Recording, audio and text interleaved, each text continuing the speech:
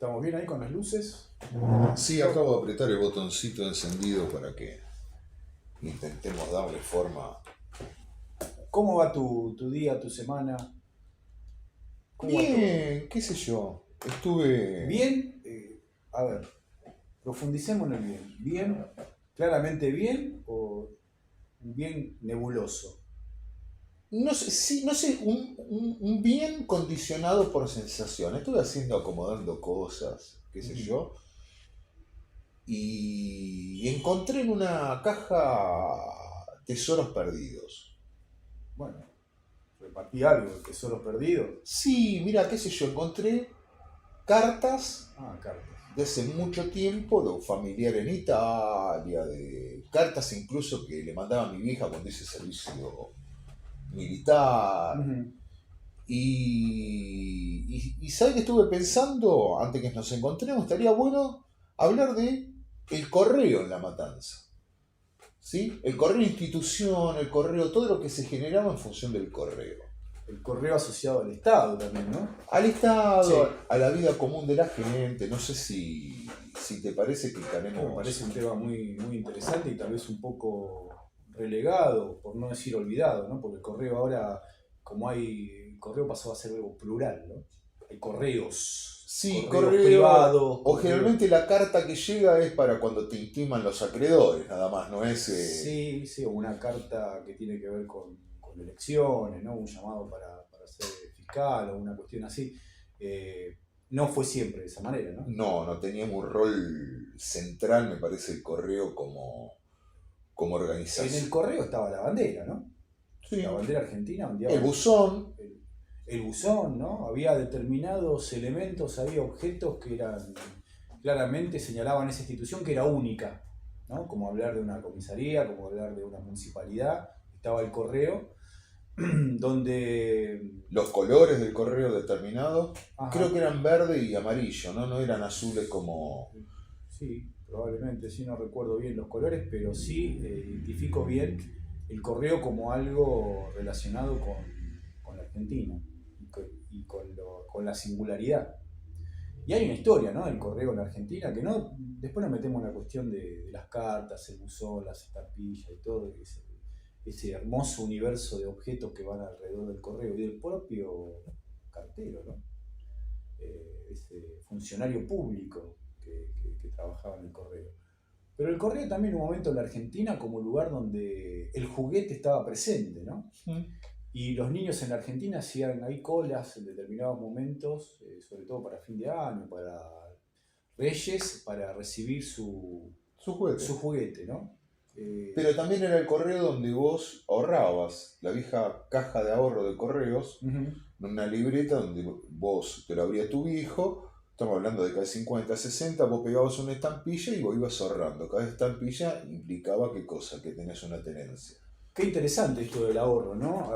Asociar el correo y obviamente asociado con el Estado y con el ahorro. Eso nos da a entender seguramente una economía bastante saneada, ¿no? Bastante bien predispuesta a en el tiempo seguir una cierta estabilidad, porque si no, no hay posibilidad de ahorro, ¿no? El ahorro como un proyecto a futuro, ¿no? Ujú. De las clases, en este caso, de las clases trabajadoras. Y bueno, un poquito al tema del juguete. Más allá del juguete y de yo no digo regalo del Estado, sino devolución, ¿no? Del Estado a un integrante del Estado, ¿no? Alguien que aportó para que esté ese juguete y que ningún padre, acá es interesante, ¿no? Que ningún padre se olvide del juguete. Entonces, ¿cuál es el padre de los padres? El propio Estado, ¿no? El Estado es tu padre porque es parte de tu patria, es parte de tu tierra, ¿no? El Estado es el que organiza tu tierra, o sea, sus habitantes. Ese niño y esa niña no solamente va a recibir un juguete, obviamente lo que va a querer es el juguete, no sé, pienso en algún cuento ahí de Soriano donde habla, yo quería la pelota y las camisetas, dice Soriano en ese cuento, creo que titulado Aquel peronismo de juguete. Y cuando llegaba nunca estaba, ni la pelota ni las camisetas, y me quedé yo con un barquito ahí con un dispositivo que me funcionó muy poco. Pero más allá del juguete, muy importante, porque el niño tiene como derecho humano el derecho a jugar. es acercarse a la institución del correo, ¿no? ¿Qué querés ser cuando seas grande? Cartero. Cartero. Estaría bueno, ¿no? Hacer una encuesta ahora, salir ahora a la calle y preguntarle a niños hasta los 12 años, niñas hasta los 12 años, ¿qué querés ser? Pero seguramente hay grandes posibilidades que nadie nos diga cartero o cartera. Lo que pasa es que había toda una teatralización, qué sé yo. El jefe del correo era una institución. ¡Wow! Ese jefe del correo. Después el cartero salía con un uniforme que parecía un guarda de tren prácticamente, con unas bicicletas pesadísimas, unas carteras de cuero, ¿sí? Sí, sí, y era un ser sacrosanto en la calle, ¿no? Sí, Nadie va a no, osar a molestar al cartero que va haciendo una tarea mácula. fundamental. Entonces, y no solamente eso, sino que estamos hablando, yo contacto que te puedo hablar, correo de Isidro Casanova, correo de San Justo, La Ferrere, ¿no? Tener el correo era que vos estabas conectado y era llegada de civilización. Yo viví en otros lugares, en el interior de la provincia de Buenos Aires, donde no estaba el correo, estaba la estafeta. A ver, ¿cómo es? La estafeta generalmente era un comerciante que te vendía las estampillas, recibía la carta, podías mandar o recibir la carta, había un buzón mucho más chico y pasaba el correo a... No iba al domicilio, sino No iba al domicilio, sino que era como una casilla de correo más pública, digamos. Se llamaba estafeta postal. Y eso era un avance porque te permitía recibir determinadas cuestiones. La experiencia de ir al correo era bastante interesante por algo, ¿no? Vos tenías las ventanillas, los empleados, y los tipos de carta que vos podías mandar, ¿no? Qué sé yo, me acuerdo de una clasificación: carta simple, certificada, express, y no me acuerdo. La belleza que estaba detrás de las distintas estampillas de los distintos países, ¿no? De la propia Argentina y de los otros países, ¿no? El sonido que se daba dentro del correo, ¿no? La fecha, el sello. De prensar ahí, ¿no? De sello. De sí, prensa. después vinieron unas eléctricas, pero a ver, las estampillas eran un lujo, qué sé yo, había conmemorativas de Argentina. Si vos tenías correspondencia con parientes de otros países del mundo, vos notabas. No había grande diferencia entre un correo y un banco. No, digamos ¿No? que tenía una estructura de banco. Sí, una estructura de banco el correo, ¿no? Mucho más reducida, ¿no? Pero. Y no solamente eso, sino toda la ceremonia, ¿no? Comprás la estampilla, pegás la estampilla, ir al buzón. No equivocarse de qué zona ¿no? del sobre va el remitente. El código postal, que había que buscarlo en unos libracos así que parecían que la carta iba a parar a Madagascar, digamos, ¿no? No sabía dónde iba a parar la carta. Si no, te equivocabas en algún número del código postal o en el lugar donde iba el apellido, ¿no? De donde iba dirigida esa carta, o el pueblo. Si mandabas una encomienda, el tema del peso, ¿sí? Lo que implicaba en costo todo eso. En costos. El tipo de sobre, qué sé yo, si vos mandabas una carta fuera del país y era extremadamente cara, papel de arroz para que pese menos, ¿sí? Vía aérea, que eran unos sobres que tenían un dibujo, ¿cómo es? Particular, sí. Particular. Entonces había también toda una técnica para hacer la carta, ¿no? Sí, siempre había, lo comentábamos eso, dentro de la familia, por lo menos en los casos que yo pude presenciar de pequeño, un familiar que tenía una caligrafía especial, ¿no? O sea, mejor, la letra también un poco más estilizada, y era la o el que escribía las cartas. Y ya de tanto escribir cartas a determinados familiares ya más o menos tenía una idea de cuál era el formato, ¿no? Para escribir una carta, que en el caso, bueno, que yo tenía relación con mi familiar, eran cartas que cruzaban el océano Atlántico, ¿no? Que iba al continente europeo. Entonces siempre, aunque fuera en el continente americano, siempre se iniciaba preguntando cómo estaban, ¿no? Estos familiares que uno le escribía, ¿no? Y los tiempos, ¿no? También los tiempos que se manejaban, que eran tiempos mucho más, si se quiere. Mira, te hago más o menos algunos tiempos que recuerdo. Una carta de Casanova tablada, simple, sí. una semana. Una semana, simple. Una certificada, 48-72 horas. Bien. Imagínate una carta de Casanova Salto, provincia de Buenos Aires, y con mucha suerte 15 días. Simple, ¿no? Que era la más barata. Imagínate una carta simple a Jujuy. A Jujuy o a Europa, Bueno, Jujuy, menos que Europa todavía. Europa, estamos hablando a veces de meses, ¿no? de meses. Entonces había una diacronía entre lo que en el tiempo que lo escribiste y en el tiempo que tenés la Y una devolución. incertidumbre, ¿no? Me habré equivocado, ya pasaron 3 meses, no me contestan. Aparte, 3 meses en llegar la carta y después, bueno, la leen, primero llego, segundo, la leyeron. ¿Cuándo me van a contestar? ¿Me contestarán? ¿Habrá incomodado algo de lo que dije?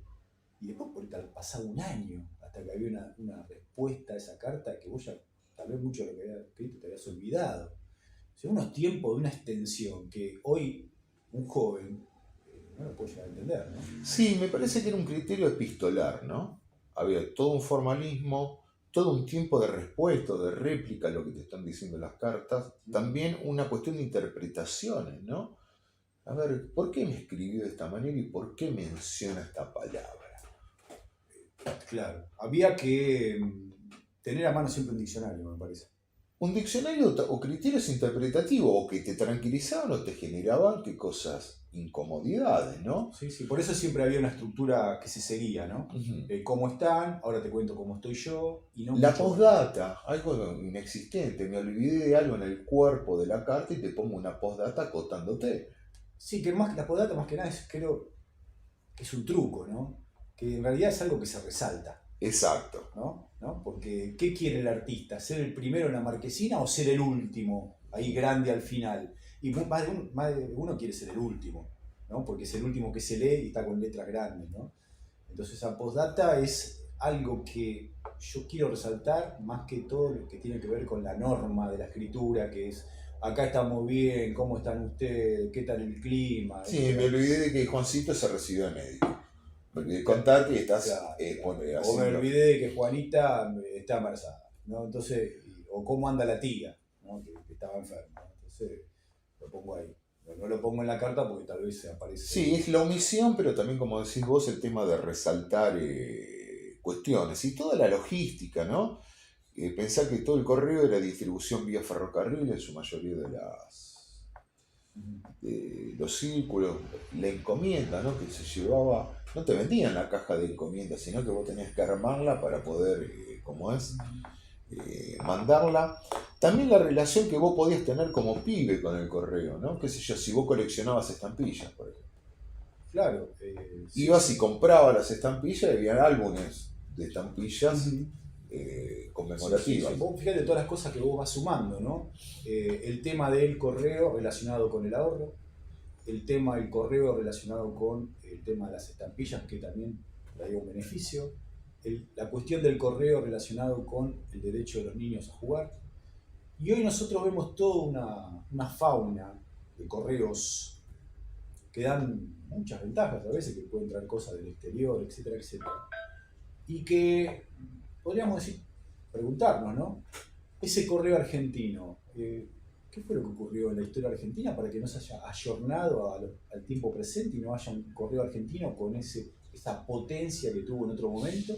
Y donde todos esos beneficios del correo argentino propio, o sea, estatal, nuestro, eh, nos vuelva, ¿no? En forma de boomerang como volvía en esa época, en modo de ahorro, de juguete. Ahora se ha como relegado a un universo de correos privados, que van primero en su beneficio personal. Sí, porque entró en una lógica empresarial, ¿no? ¿Qué sé yo?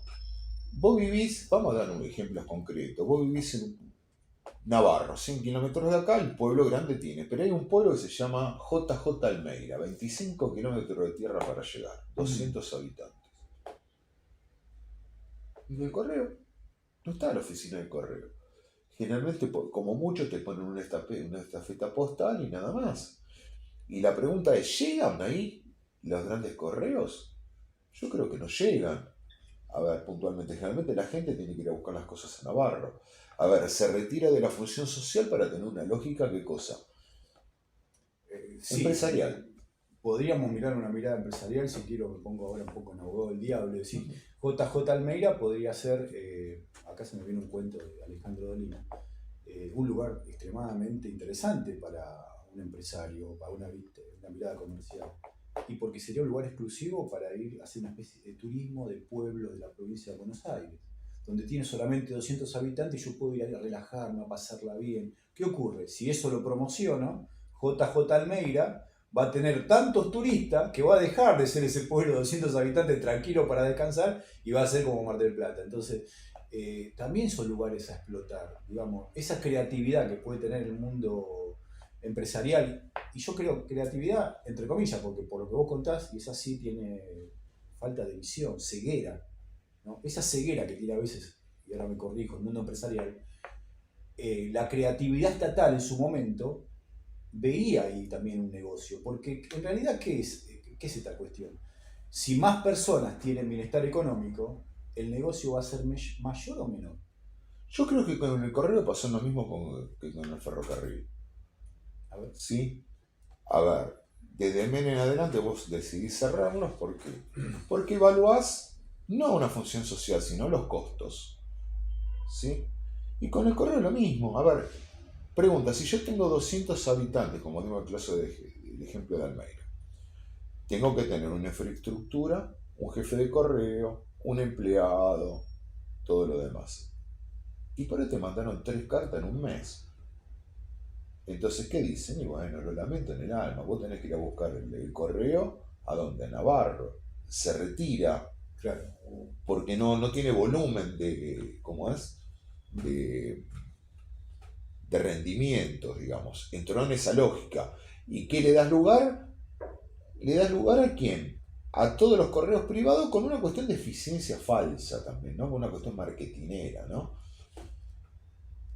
El correo argentino después de 15 años se da cuenta que tenía que tener packaging, por ejemplo, cuando las empresas privadas ya tenían el packaging para la encomienda, para todo lo demás. A ver, hubo decisiones y como te decía, hay un retiro del Estado y el correo es expresión de eso.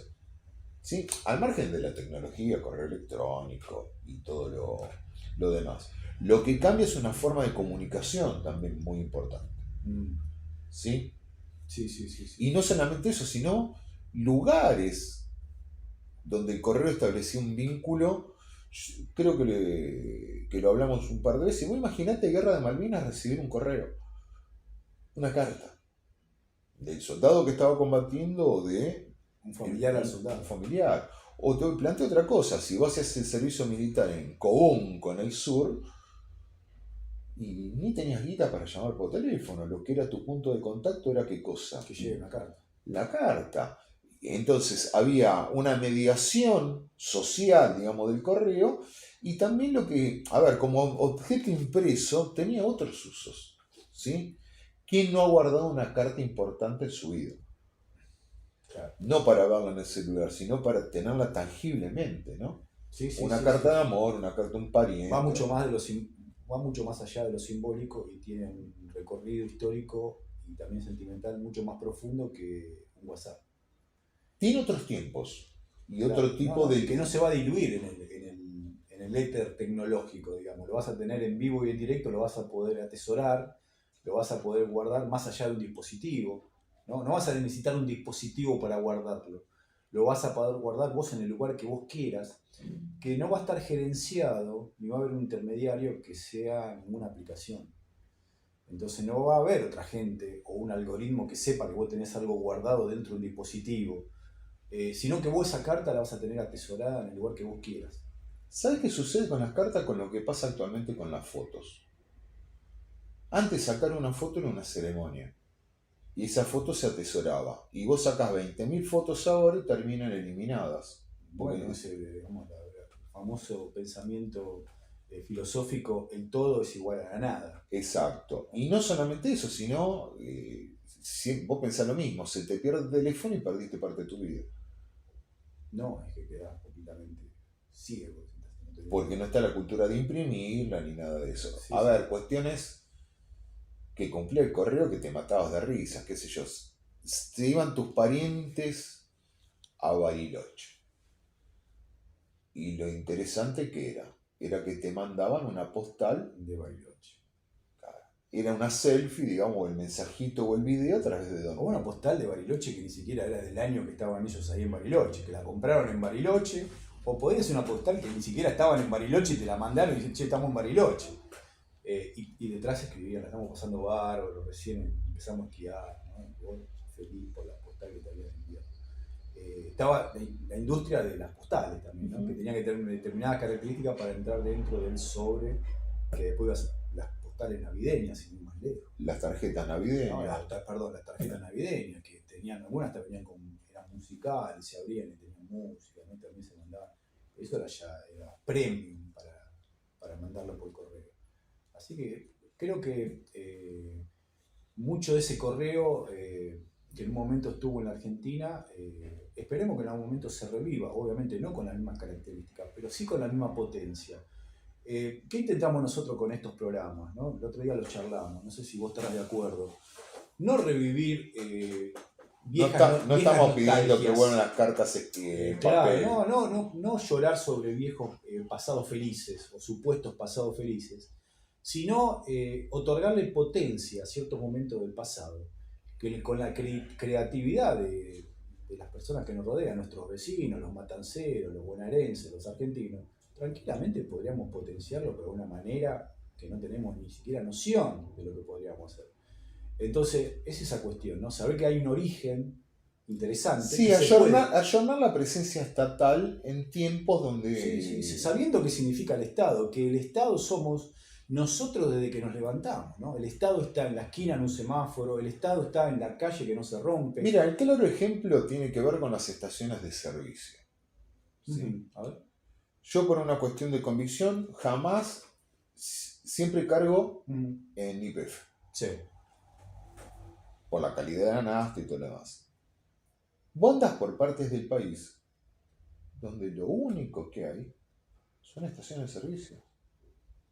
YPF. ¿Por qué? Porque la Shell no te va a ir, o la Exxo, a poner ¿qué cosa?